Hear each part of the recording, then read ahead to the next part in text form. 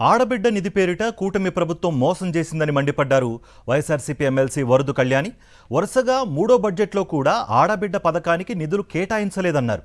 ఇప్పటికీ ఒక్కో మహిళకు 97,000 కోట్ల రూపాయలు బకాయి పడిందన్నారు. ఈ పథకానికి 32,400 కోట్లు అవసరమైన ఒక్క రూపాయి కూడా కేటాయించకపోవడం దారుణం అన్నారు. ఆడబిడ్డ నిధిపై వెంటనే మంత్రివర్గ ఉపసంఘం ఏర్పాటు చేసి వెంటనే నిధులు విడుదల చేయాలని డిమాండ్ చేశారు వరదు కళ్యాణి. బడ్జెట్ కూడా ప్రవేశపెట్టడం జరిగింది. ఇంకా ఈ ఆడబిడ్డ నిధి అనేది పరిశీలనలో ఉందంట. ఎన్నికల సమయంలో ఇచ్చిన ప్రధానమైన హామీ ఆడబిడ్డ నిధి. రాష్ట్రంలో 1,80,00,000 మంది ఆడబిడ్డలు ఈ పథకానికి అర్హులై ఉన్నారు.